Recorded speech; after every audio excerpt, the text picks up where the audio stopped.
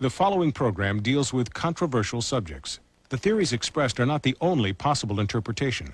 The viewer is invited to make a judgment based on all available information. Tonight on Sightings, have our shuttle astronauts captured photographic proof of real Star Wars between extraterrestrials and our military? Then, for almost 2 centuries, this small Texas town has witnessed bizarre glowing balls of light. Are they natural phenomenon or alien spacecraft? Tonight, the mystery of the Marfa Lights.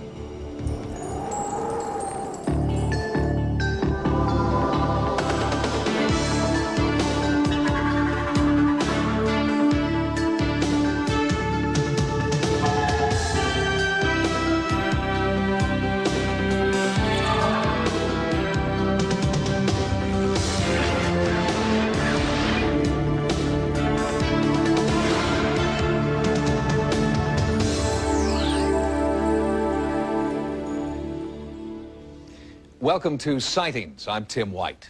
Tonight, startling new pictures of a UFO encounter that has top analysts locked in a heated debate.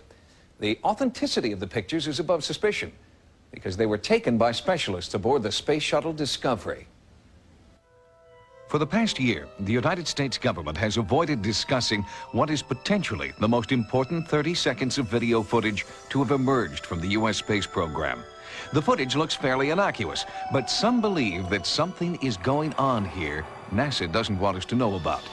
On September the 12th, 1991, STS-48 lifted off into space for what NASA officials expected to be a routine shuttle mission. But what Discovery's cameras would capture high above the Earth during that mission would prove to be anything but routine. I heard one or two of the astronauts exclaim through shortwave radio, "What is that? What is that?" NASA says the objects could be space ice, satellites, or debris. Ufologists interpret the footage as either alien spacecraft engaged in armed battle or an armed response to alien spacecraft by SDI, the so-called Star Wars defense system. This particular day, they're flying over the Philippines. You'll see what looks like stars in the sky, and then you'll see these objects off to the right of the screen. Within a couple of minutes, you will see an object come out of the clouds to the north part of your screen, and it's heading to the north-northwest. In about 4 or 5 seconds, you'll see a flash in the lower left-hand corner of the screen, and then you'll see a streak of light go by that object. Just missed it there, and the one in the lower right-hand corner of the screen. What's being enacted up there is basically a contact with an alien civilization, and that those particular craft are not from here. The flash that we're seeing is probably a mechanism of Star Wars. Is this finally concrete proof that we're being visited by intelligent life from another planet? Space industry officials answer with an emphatic no. A lot of things we see on the picture from space are things we're used to seeing here in the control center down here in Houston. They're ordinary events that surround the spaceship. Pieces coming off, water dumps, pieces of ice, insulation. They're just little pieces 10, maybe 20 feet away from the camera. And as they're flowing across the field of view of the camera, there's a flash of light as one of the maneuvering jets on the shuttle fires under autopilot control. Anything floating out there is like opening your door on a windy day and watching the dust in your house blow out. The burst of gas from the jet pushes these little pieces of debris, and off they go. If that is true, why doesn't the horizon line and the curvature of the Earth's latitude change when that rocket fires in the upper left quadrant or to the west side? And NASA's explanation defies the laws of physics, according to University of Nebraska at Omaha physicist Dr. Jack Kasher. NASA's claim is that these are all pieces of ice, and that this flash down here was an attitude rocket adjuster to adjust the position of the shuttle, so it's going to push it in a certain direction, and the exhaust came up like this. Well, if that happened, then the particles should move up in this direction. Those two pretty well fit that scenario, but I have a real problem with the rest of them because, first of all, this one just starts here and continues on down this way, just straight the whole time. Now, that's the wrong direction for an exhaust in this direction, too. So I really have a lot of trouble seeing how you could make an explanation like that work. Analysis by aerospace propulsion expert David Froning refutes NASA's belief that the objects are conventional spacecraft. Its behavior doesn't look like a normal orbital debris. To make a turn like that in a conventional vehicle would just be impossible. And to do that, you really have to actually warp and twist space. These certainly do appear to be objects that are intelligently controlled. NASA has issued several statements insisting the UFOs are chunks of space ice, but they refuse to comment on two additional sightings that occurred later in the mission. Here, one object is intercepted by a rocket-like projectile. The object continues as more projectiles pass. Later, on the dark side of the Earth, another object comes into view. Soon, a second, faster-moving object nearly collides with the first, then continues out of frame. What if, then, they were extraterrestrial craft? Well, then, there are some very scary things happening here. Was it some kind of a missile that we were firing at them with? And if that's the case, then why did we do that? It implies we're prepared to do that we're almost expecting to encounter these things, and then we're hostile to them. Is our military prepared to launch offensive strikes against incoming UFOs? Government officials won't respond. It's not a question of whether there is a government cover-up about UFOs. There is. It's the most highly classified topic in all the government and military. Has the military secretly developed SDI beyond public knowledge, despite their denials? There have been developments for the Space Defense Initiative of particle beam systems that could have particle beams with the kinds of speeds that we saw going straight up into space. And if that is the case, why are we shooting at them? It implies that we expected to see them and that we were ready to shoot, and then we did shoot, so we considered them hostile. You can look at these kind of lights and these kind of reports of the flying saucers coming around our spaceships. In terms of exploration, this is very traditional. These are our sea serpents. These are our mermaids. 500 years ago, when Columbus's ships went out and the men peered off at the horizon, they could see little things on the horizon. They would misinterpret them or interpret them in different ways or incorrect ways, and come back and tell stories. We're getting the same sort of phenomena here. Well, first of all, a death ray or a laser beam that's in a Hollywood movie shows up as a flash of light and a crash and a thunder and so forth. That's Hollywood. In reality, these kinds of beams in space are invisible because they have nothing to show up on except a target. So you would not see a beam going across the picture. James Oberg has devoted the last 18 years to aerospace research. Although Oberg insists he is an independent analyst, some ufologists believe he's part of a secret government conspiracy to debunk all UFOs. It's a bit too trite and a bit insulting to the intelligence of the average American to say, you know, it's something to do with space folklore or space debris. Let's not forget that these people are not some kind of UFO organization speaking for 10,000 scientists out there. These are a couple of very far out people who are not even accepted in the UFO movement. Is this merely ice from the space shuttle? Secret weapons testing the military won't disclose? Or is this finally proof that we're not alone in the universe? It's only a matter of time, but I would wager by 1995 this will be common knowledge, and the fact that extraterrestrials are here will be accepted by everybody. For a further perspective on the space shuttle footage, we've asked University of Nebraska at Omaha physicist Dr. Jack Kasher to join us. Dr. Kasher, thanks for coming in. Appreciate your time. What evidence can you cite, sir, that those lights that we saw on the tape aren't conventional satellites? Well, I think the strongest evidence for me is I sat down and I put a transparency in front of the television set, and I tracked 8 of those objects both before and after the flash. And the main one did cut up sharply to the right, apparently in response, if you would believe the ice theory, of an attitude adjuster rocket down here that would push it up with its exhaust. 2 of the 8 objects did that. 4 just continued, didn't react. 2 went up and to the left, which is the wrong direction. And I've looked at that 50, 100 times. I just can't reconcile that in my own mind. Have you been ostracized at all by the scientific community for holding these particular beliefs? Not really. You'd be surprised at the physicists that have come up after they've heard me speak about UFOs and say they're really surprised that there is evidence that is at least plausible that these things are real. You sort of went out on a limb, Dr. Kasher. You said that by 1995 these kinds of sightings would be commonplace. Why 1995? Do you know something the rest of us don't? Well, I do have some contacts that have given me some information, and I think I base some of it on that. But I think that there is a groundswell of interest in UFOs. People are being more open about the sightings that they have had. And that just builds up. And eventually, what are you going to do when your friends tell you they have actually seen flying saucers hovering above their houses? After that happens to you a number of times, you just have to start believing some of it. Dr. Kasher, have you seen a UFO yourself or anything that would lead you to personally believe that they're out there?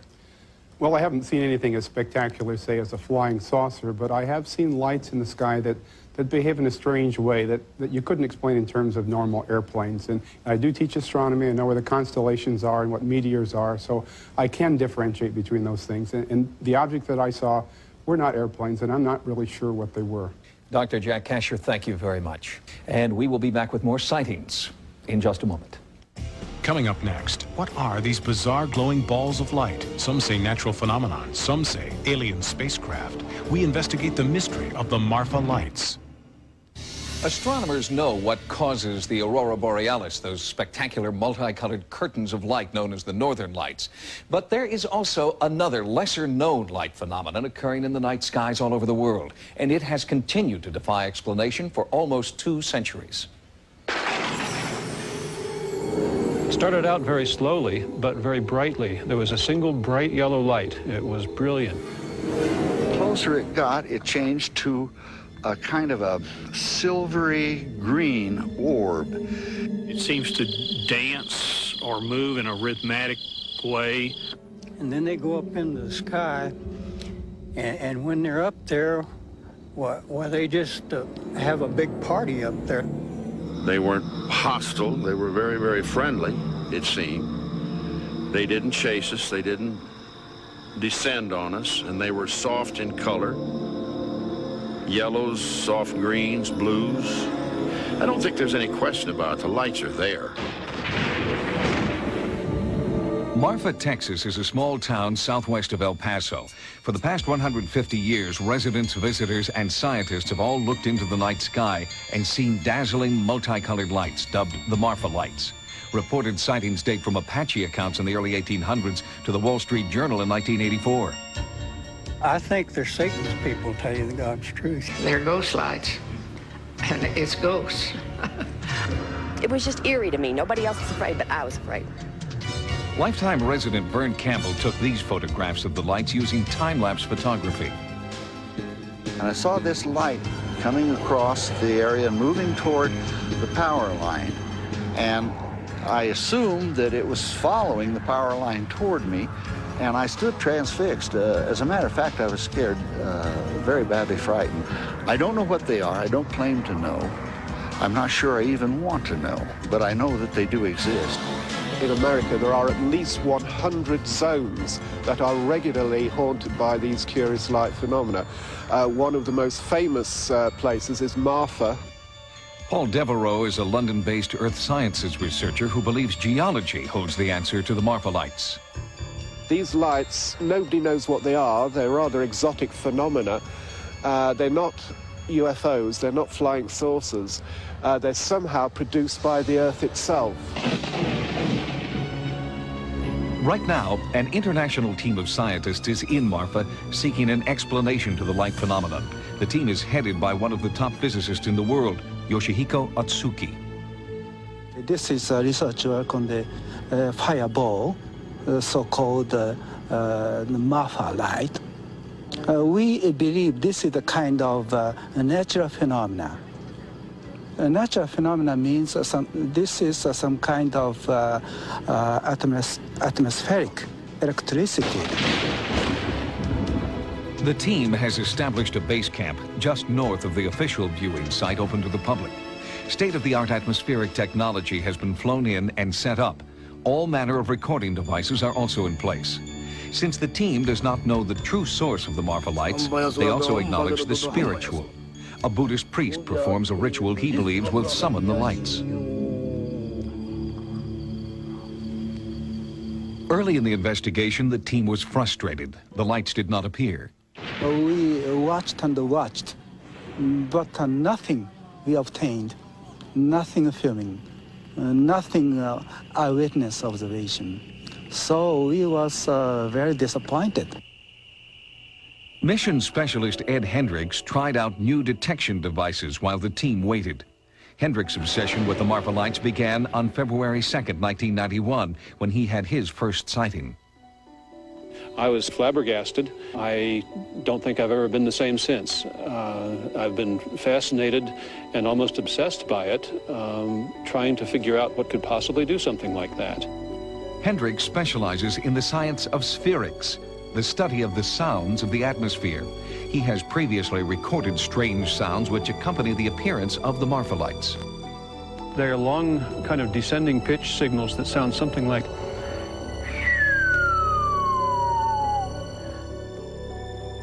On September 1st, 1992, as Hendricks set up his equipment, the team's first light suddenly appeared on the horizon.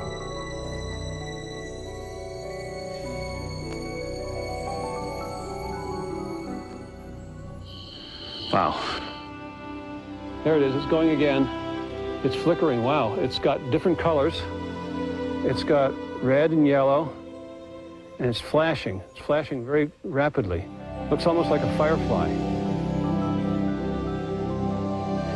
It's very bright now. It's getting brighter, and it looks a little bit red. It's dividing in two. The two pieces are moving apart. There they go, and they're getting real close, and they've crossed again, and they're just continuing this. They're going back and forth, swinging back and forth, and they're doing this as though this is what I think people mean when they say that the lights are doing a dance. I think they're going. I think that's all. What are these dancing, multicolored lights? While this investigative team searches for an answer, other scientists say the lights are nothing more than the headlights of cars traveling on nearby Route 67. I don't believe there are any facts to support the myth. We cannot say that there's no manifestation of the devil or flying saucers or Indian ghost, but there are no facts to represent that. There are some facts to indicate very strongly that what most people see are car lights on Highway 67. There are people who are skeptical about the Marfa lights and who believe that what everybody sees are car headlights, and indeed many people do see car headlights and assume that they're Marfa lights and believe that. But even the most serious skeptic, the people who attribute all of the phenomenon to car headlights, could not possibly have seen what we saw and conclude that they were looking at car headlights, because cars could not be made to do what we saw those lights do. And with the sightings dating back to the early 1800s, car headlights must be ruled out in those cases. Right now, I don't know what they are, and I'm continuing to work on that. I have some more years left, and all that time I'm going to continue to look at it until I figure it out. We have no facts that illustrate that it's anything beyond the natural. For the people who live in Marfa, the parade of scientists and specialists who work here are just part of life. And so too are the Marfa lights that they have witnessed their whole lives and explain in their own way. It's just there. And it's been there all these many years. And with all these people trying to find what it is, I don't think they will, and I hope they don't. It would be nice just to remain the Marfa mystery light. The problem with understanding the Marfa lights is not that they can't be explained, but that there are so many explanations. Theories range from UFOs to headlights to weather anomalies like ball lightning. Some even suggest that the lights are jackrabbits who brushed up against phosphorescent vegetation. But so far, all these theories remain unproven. Coming up next, in a special sightings update from Wisconsin, this man captured a bizarre image with his Polaroid camera that many believe is a ghostly apparition. According to the most recent Roper poll on the paranormal, 18.5 million Americans report having seen a ghost. One of those people contacted us with a remarkable photograph that he took near his home in Hayward, Wisconsin. Northern Wisconsin is a freshwater fishing paradise, and some say a haven for ghostly apparitions. Skeptics dismiss these stories as folklore designed to lure tourists. But eyewitness accounts are plentiful, and now potential hard evidence has surfaced, an intriguing photograph. I looked up, and here I see this white figure above the tree line, and it's slowly descending towards the trees. Al Denninger has been a fishing guide through the waters of the Chippewa flowage for 17 years. He knows these waters like the back of his hand. But last October, he saw something he couldn't explain.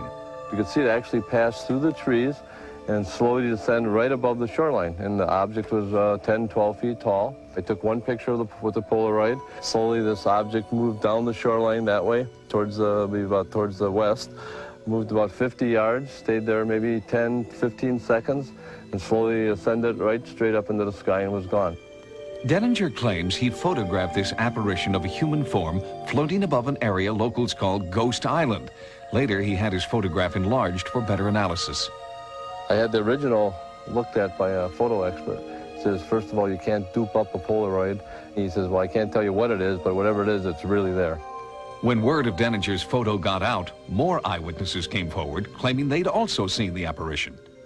Two young men were fishing there at midnight, and one of them saw a white-robed figure about 8 feet from the ground, sort of floating among the graves. Al sent them the picture, and they call it up and says, that is what we saw.